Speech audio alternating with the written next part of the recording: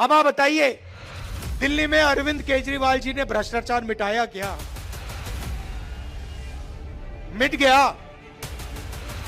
तो जैसे जैसे प्रचार नरेंद्र मोदी जी करते हैं मीडिया का, झूठे वायदे, एक के बाद एक, एक के बाद एक, एक के बाद एक झूठे वायदे, वैसे ही स्ट्रेटेजी केजरीवाल जी की, कोई फर्क नहीं है। राहुल गांधी का जंग ऐलान, कांग्रेस का केजरीवाल के खिलाफ महाअभियान। अब दिल्ली में भाजपा बनाम आम आदमी पार्टी नहीं, बल्कि कांग्रेस बनाम अरविंद केजरीवाल का मुकाबला देखने के लिए मिलेगा। राहुल गांधी ने इशारा कर दिया, राहुल गांधी ने ऐलान कर दिया कि किसी को मत छोड़ो, कोई जरूरत नहीं है किसी से हाथ मिलाने की, बढ़ चलो आगे। अरविंद केजरीवाल रास्ते में आते हैं तो उन्हें भी निस्ते नाबूद कर दो। राहुल के इस इशारे के बाद कांग्रेस का पूरा कुनबा अरविंद केजरीवाल के खिलाफ कूद पड़ा है और अब डर इस बात का है कि कहीं अरविंद केजरीवाल के उन मुद्दों को भी सामने ना ला दिया जाए जिसका उन्हें सबसे ज्यादा डर है। क्या है वो मुद्दा?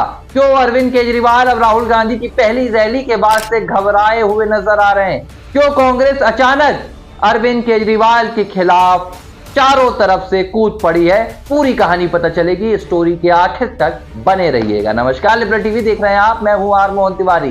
दिल्ली विधानसभा चुनाव में जैसे जैसे मतदान के दिन करीब जाते जा रहे हैं, 5 फरवरी को मतदान होना है, इससे पहले ताबड़तोड़ तरीके से चुनावी अभियान चल रहा है। अब सोमवार को क्या हुआ था? सोमवार को राहुल गांधी ने अपनी पहली रैली की थी।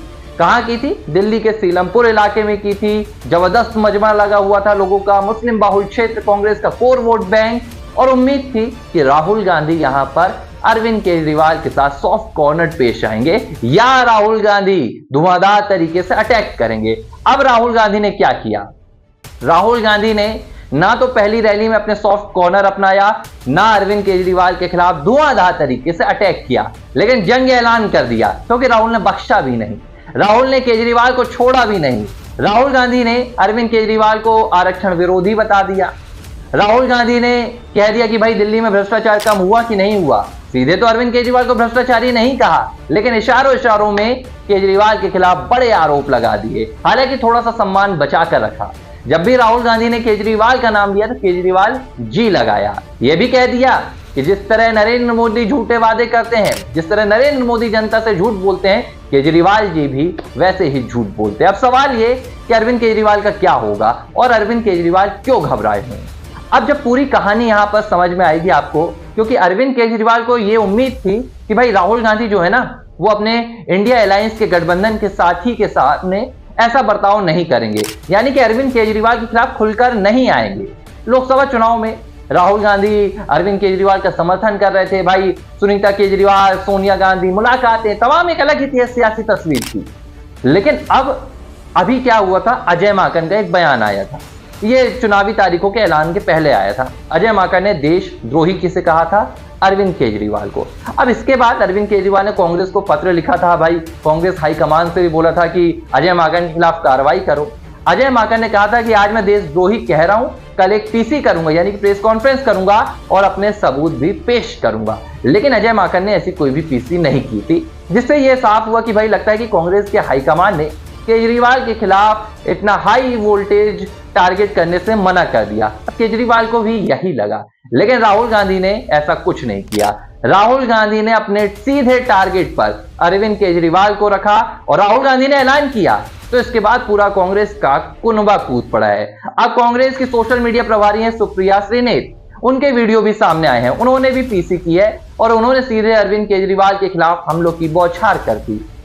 उन्होंने तो ये तक कह दिया कि भाई मफलर लगाकर जनता की सिंपैथी लेते हैं, मफलर बांधकर लोगों से वोट मांगते हैं और कुछ भी नहीं करते हैं। सीधे केजरीवाल को निशाने पर ले लिया। लेकिन अब केजरीवाल क्यों घबरा रहे हैं? केजरीवाल को अब इस बात का डर है कि कहीं उन मसलों पर भी कांग्रेस चढ़ाई न कर दे जिन मसलों पर भाजपा आम आदमी पार्टी को घेर रही है। ये कौन से मसले हैं? शीश महल का मसला है। दूसरा मसला है अरविंद केजरीवाल के खिलाफ लगे भ्रष्टाचार के दाग। भ्रष्टाचार के आरोप। ये बात किसी से नहीं छुपी है कि भाजपा के पूरे अभियान में अगर कोई सबसे ज्यादा टारगेट में है तो वो केजरीवाल, आम आदमी पार्टी और कथित शराब नीति घोटाला। हालांकि इसे जन्म देने वाली कांग्रेस पार्टी ही थी, ये भी किसी से छिपा नहीं है। लेकिन अब तक कांग्रेस पार्टी अरविंद केजरीवाल के इन मसलों पर प्रहार नहीं कर रही है। राहुल की भी अगर हम सोमवार की जनसभा को देखें तो उन्होंने कहीं भी ना तो शीश महल का मसला उठाया, न ही अरविंद केजरीवाल और आम आदमी पार्टी के तमाम नेताओं के खिलाफ लगे कथित शराब नीति घोटाले के, भ्रष्टाचार के मामले का।